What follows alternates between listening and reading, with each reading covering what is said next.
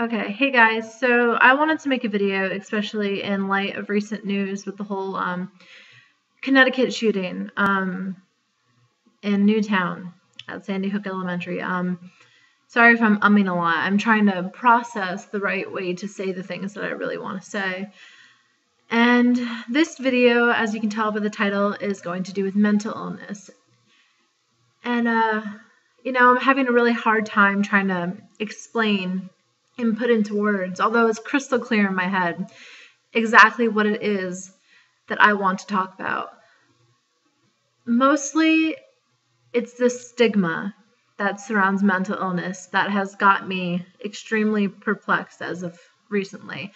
I keep hearing on the news about the shooter and what it is that we can do to change outcomes like this, to stop these terrible things from happening. And I find it kind of ironic because the same news stations that are asking, what can we do? What can we do? They know the answers to this. It's not a complicated mess like some people would like to play it out to be. So I'm going to address this in three parts because I think that there's three main facts that come into play with incidences like this, that are just too terrible to put into words. And those three things are: 1, the stigma that comes with mental illness; 2, gun control; and 3, medication. Now, some people don't understand what stigma means. When I say that there's a stigma with mental illness, what I mean is that mental illness tends to be associated with negative connotation. When someone thinks of mental illness, they think of like bad. They think of being abnormal. They think of being embarrassed. Lots of people who have mental illness do not seek help for the pure fact that they're embarrassed to tell people. They think it'll make them look like a weaker, less of a person.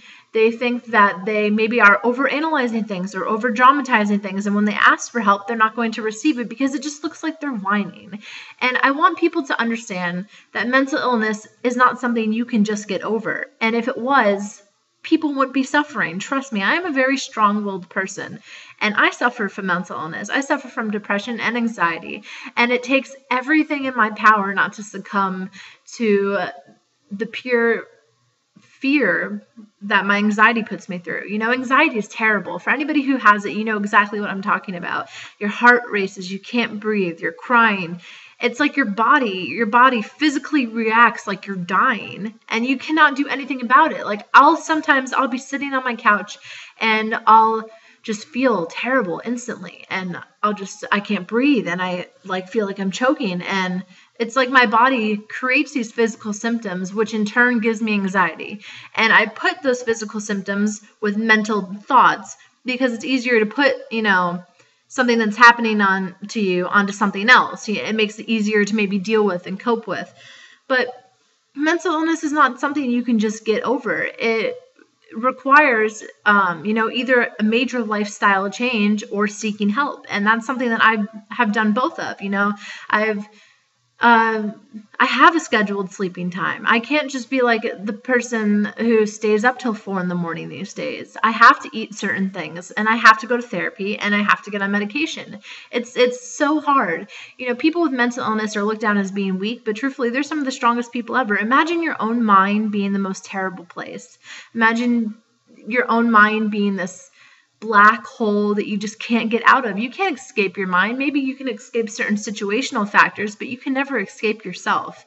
So the stigma that comes with mental illness makes a lot of people afraid to ask for help and afraid to speak up, and they bask in this mental illness until it manifests into something completely different. Depression obviously doesn't make most people go out and shoot others, but certain other mental illnesses like psychosis or different psychotic disorders can do that. The guy who shot these children and these men and women or people at the school, he showed signs of mental illness. They were saying that he didn't experience pain, that if he got hurt, he wouldn't feel it, that his parents and people around him knew what he was going through, yet they didn't do enough to get him help, and he didn't do enough for himself to get help. And I personally think, and I don't mean to offend anybody, but I personally think that if he would have spoke up and voiced the concern that he probably had within himself. And if other people would have made sure that he got on the proper medication, we might not be here. Medication can make a hell of a difference in someone who's obviously suffering from some kind of psychotic disorder. So when people ask me, or when I hear, what can I do? What can I do? You know what you can do? You can make mental illness unstigmatized. If you think someone's suffering, tell them, say, hey, do you need help?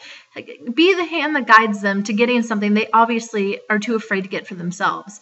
And if you see that someone is suffering beyond a point that they shouldn't be dealing with it by themselves, tell a parent, tell someone who can help. You might prevent something terrible from happening. And if you're someone who's suffering from mental illness and you're embarrassed or scared or afraid, or, maybe even your mental illness has become a place where it's comfortable to be in because you're not used to being happy, don't be afraid to speak up and get help. It can make all the difference. And people who don't suffer from mental illness, saying things like, oh, you're just weak, or get over it, or don't worry, it'll get better, that does not help. To someone who's severely depressed or to someone who's chronically depressed, they just can't get over it. And a lot of the times it is an actual bodily disturbance. It's a chemical imbalance in the brain. Imagine telling someone who suffers from diabetes, oh, you don't need insulin, just get over it. You can deal with it on your own. You're going to have a few thousand people dying from, lack of getting shots and stuff. So that's what you can do. You can stop making mental illness so stigmatized. And if you're suffering from it yourself, you can speak up and get help. Don't be afraid. What I like to tell people that I talk to this stuff about is that you are not your thoughts. Your mind is this vast pit, and sometimes, it can be consumed by things that you don't necessarily want to deal with. I'm depressed, and the things I think about, I try to avoid to the mass. I do not want to have these thoughts, but you have to remember that your thoughts are not you. Your actions are you. And if you let yourself sit in this mental illness and you don't get help, the chances are is those thoughts may manifest into something else, like the school shooting, or like self-harm or suicide, things that are growing so much more popular in today's generation. So that kind of goes hand in hand with the first two things I wanted to say, the mental illness and the medication. I want people to understand that medication can help people with mental illness. There are people who have been severely depressed and gone on medication and can lead normal lives. And the minute they got off of it, which is kind of silly because if it works for you, I don't understand why getting off would sound like the proper thing. You're feeling better because you're on the medication. If it works for you, then be happy about that. This is not your fault, Medication helps a lot of lives, and there is such thing as chemical imbalance. I used to think that I was so pathetic because I was depressed and feeling anxiety, and I was like, God, if I tell anybody, I'm just going to look like I can't handle life and I'm going to be different. Upon telling people, I found out that my entire side of my dad's family is on depression medication, and that just clarifies in my head that it runs in the family. The last thing I want to get into is gun control, and I know that this is a big issue for people, but this is my personal opinion, so if you are easily offended and you can't discuss this with me without calling names and attacking me, then please feel free to hit the exit button. But personally, I think that our Constitution was obviously created during a much different time. It's funny because we look at the First Amendment and it's such an in-depth thing. There are so many little, we have libel and slander and all these different things that go into the First Amendment, and it is so complex. Yet the Second Amendment is either protect guns or get rid of guns. There's no middle ground. It's just either our guns are our guns. Well, the Second Amendment to me was created during a time which was obviously much different. Hunting was bigger. The agricultural aspect of it was a lot huger. People, depended on guns to feed their families, to go out and hunt and shoot and stuff, which we don't have that much anymore. Obviously, some people still do it, but most of us just go to a grocery store, we don't go out and have to, kill a duck. And also our Second Amendment was created during a much more hostile time. I'm not saying we don't have hostility still, but not as much in our own country as before. So to say that the Second Amendment should stay the same is not right. The fact that someone can go to Walmart and purchase a gun without having the proper background check is ridiculous. My dad, I don't want people to think that I do not believe in the Second Amendment, because I do. My dad has literally 5 to 10 guns of his own, but he has purchased them all through, like he's in the, he has a certain club, and he had to get a background check, and he had to get a permit, and he had, he had to do a lot of in-depth background checking before he could even go out and purchase any of these things. And that is the problem with our gun control, is the fact that someone with the mentality of the guy who killed these kids in Connecticut can just go to Walmart and pick up a gun is ridiculous. People have mental disorders and should not be carrying around weapons that they could harm other people with. There should be proper background checks and mental checks, and I just think that is where we need to strengthen those things. Oh, the last thing I want to talk about, I know this is like a long video, so if you made it this far, good for you. But the last thing I want to talk about, and this was actually supposed to be my third point, but I forgot it, is the TV and the newspapers keep asking, what can we do? What can we do? And I think that they're being entirely hypocritical. You know what you can do? Stop splashing the killer's name everywhere.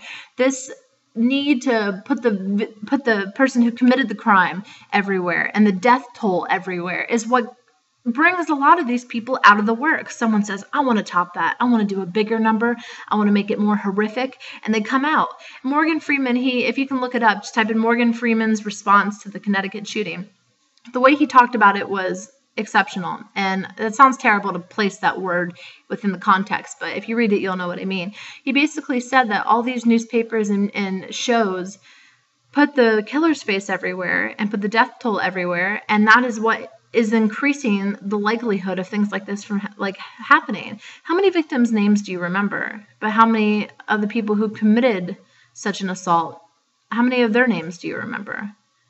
Personally, I don't know that many victims' names. I know the killers' names. I can remember the Columbine killers' names, but I can't tell you who they shot. And that's what's wrong. The fact that we're glamorizing the person who did this, and other people are going to want to come out, and they're going to want to top the numbers, and they're going to want to have the same media attention, and that is what we're doing wrong. So to hear the media stations and the newspapers ask, what can we do? You know what you can do? Please, for the love of God, stop pasting that man's face everywhere. I do not want to see it.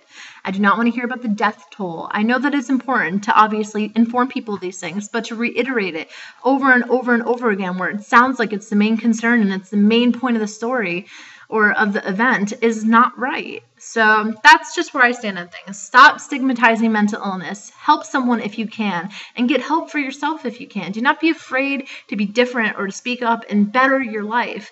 And most importantly, we need to find middle ground with this gun control stuff. We need to find a way to satisfy both sides, where you can have your guns, but you can also have safety. And lastly, media sites, newspapers, anybody who writes a fucking story, stop pasting the killer's face everywhere. That is what you can do to help people. I'm really angry right now because this affects me in many ways. I have had a friend commit suicide, and obviously if he would have spoken up and gotten the proper help, he would probably be here. I want to become a teacher, so the idea that schools aren't sounding too safe anymore kind of terrifies me. I have a younger brother, and I have little cousins, so personally it hits home, and so it affects me a lot. I suffer from mental illness, so I definitely, suffice to say that this is a little bit of a personal thing as well. But so I hope you guys got something from this video, and if you lasted this long, thank you. I promise this is the last one in regards to the shooting that I'm going to do. I'm going to try to stay on the positive of things because it is the holiday season and my birthday's coming up, and it takes the toll out of me to talk about this stuff. But I hope you're having a great day, and remember to smile and hug your loved ones, because that's truly what's most important. All right, bye guys.